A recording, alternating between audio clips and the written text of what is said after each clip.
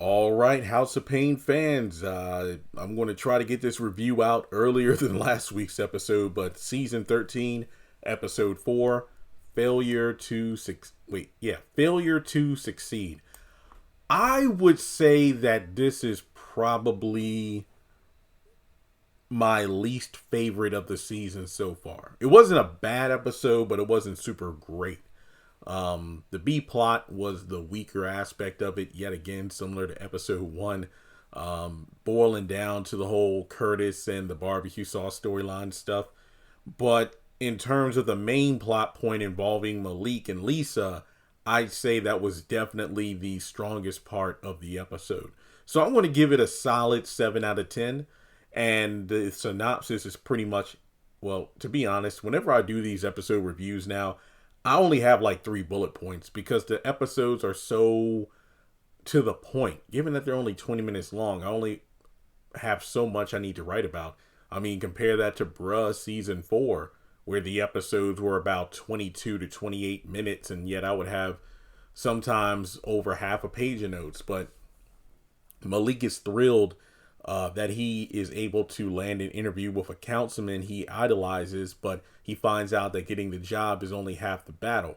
Curtis fails a health inspection, forcing him to modify his recipe for his barbecue sauce to disastrous results. So let's talk about the B plot involving the barbecue sauce first. I mean, honestly, the only element I truly enjoyed was Calvin Jr.'s involvement with this storyline. But before moving forward into the review, make sure you take a moment to hit the thumbs up button to show you like the video. Hit subscribe and follow me on social media. Links are in the description below. So yeah, essentially the health inspector shuts down Curtis's business. Now, I don't know if this is in regards to the food truck or the restaurant that he and Floyd apparently have or should have had by now. I forgot. But in any case, it mainly has to do with the fact that, and I like how Ella pointed this out, Curtis, there's a major difference between selling a few plates from your backyard versus running a business. And that is so true. Basically, Curtis can't get away with the shortcuts that he usually, tends to employ in order to get from point A to point B, such as not having, I guess you could say, storage units and, whatnot that aren't up to health inspection code. Like, the biggest part of this episode was like the drizzle or whatever. Essentially, let's say Curtis is making some sauce, and rather than making a completely fresh batch, he utilizes some of like the leftovers from his previous batch of sauce in order to give the new one taste. It's like, how people say, oh yeah, if you recook chicken in like the same grease or whatever, or no, if you cook a batch of chicken and some of the leftover grease from the last batch, then it'll taste even better, which it kind of does. But then you run the risk of certain food being overcooked, like fries, if you don't change the grease enough. But in any case, Calvin Jr. is over there cleaning up with Ella because, he's still on the quote unquote punishment. Basically, cleaning is a good way to let out stress and whatnot. Trust me, I agree with this. For me, I'm a person that's like, cleaning is how I de-stress. Some people, jog, lift weights and whatnot. For me, it's like, just busting out the Lysol, Clorox wipes and the Windex and getting my place together. That's how I unwind. Because to me, a decluttered space leads to a decluttered mind. So I do like the fact that he's still there, helping out. And by the end of the episode, I think that Curtis kind of quote unquote bribed the inspector with free specials at his, barbecue joint. And that, got him to reopen his business. So that was pretty much the B plot. It's about compromise, in terms of like Curtis doing what the inspector said, but at the same time, not necessarily changing all of his business practices in order to get his way, which is an interesting reflection of Malik. So essentially, Malik and Lisa are getting to the point where it's like, yeah, they're feeling overcrowded at CJ and Janine's house due to the fact that their baby is, constantly growing, and that means more and more baby stuff, and there's less space for, them and their things. And hey, me, as someone who just moved and gotten all my stuff out of storage, I am in that position too, where it's like, well, dang, no wonder I had to, I'm finally glad to move out and have my own place because I got way too much stuff. So honestly, I truly enjoyed their storyline. So Malik is, trying to get this spot on the campaign team for this councilman. And he's really knowledgeable about politics. But, there is a little bit of a clash between him and CJ because despite CJ being proud of his son, he isn't sure if this councilman is the right person to support because of his stances on certain things involving, like, the Department of Education and things like that. But I do like how Malik is knowledgeable and doesn't back down. Jasmine was Jasmine, pretty much butting into conversations when it wasn't needed. But at the same time, it is consistent with her sassiness. So I felt kind of iffy about it. But hey, that's who she is as a character. But I did like the whole CJ and Malik stuff because to me, this was one of the rare occurrences where CJ, you could tell he was really proud of his son. Like, even when he and Malik clashed on things, it wasn't like CJ's going to grab Malik by the collar and push him up against the wall to exert dominance. No, it was pretty much, two adults who had differing opinions on a political stance. And I feel like that led to an even greater scene later in the episode. Because here's the thing.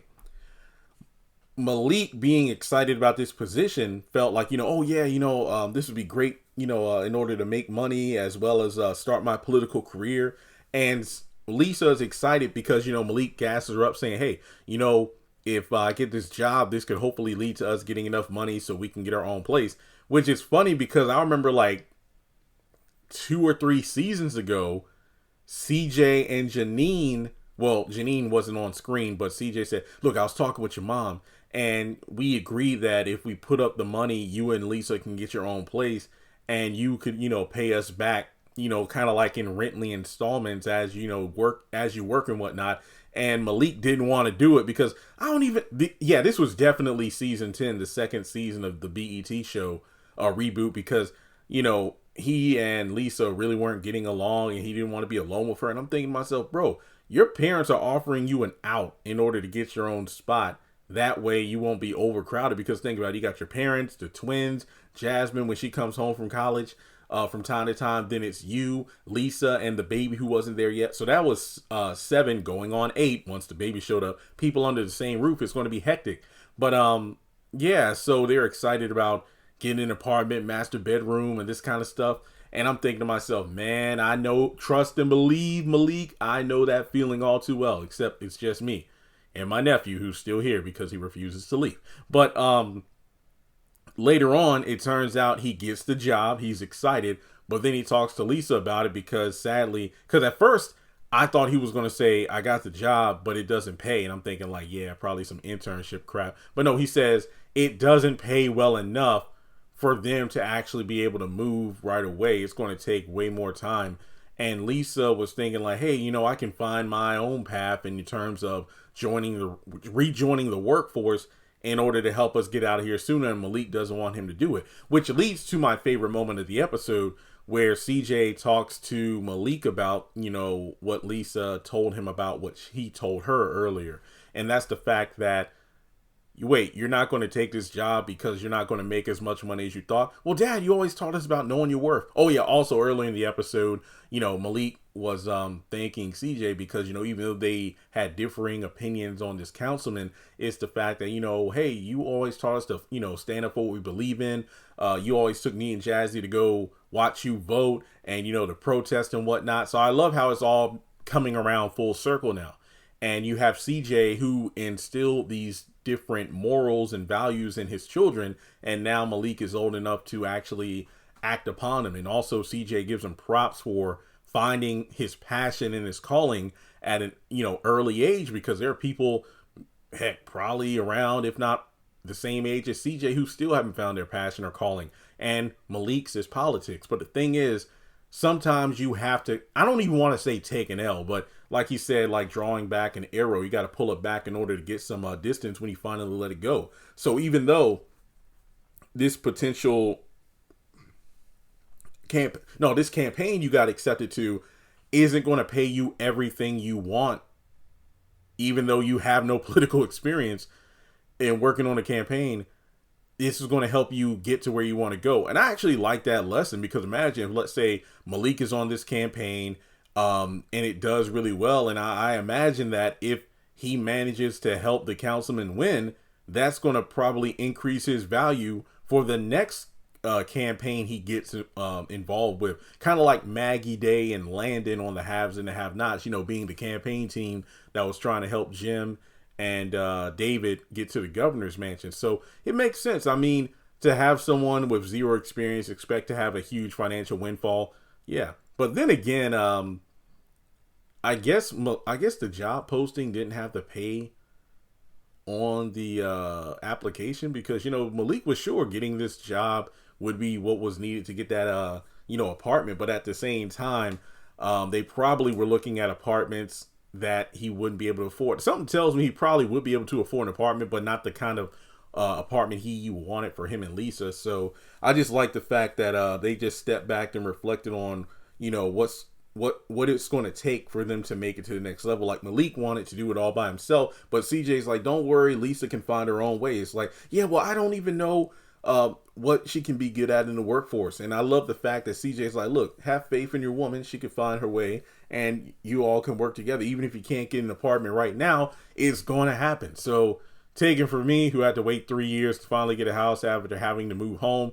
Yeah, sometimes you got to take that back seat to what you really want, and then it will happen in its own time. So overall, solid episode. Not great, but it was really good. So let me know your thoughts in the comment section below, and I'll catch you in the next video.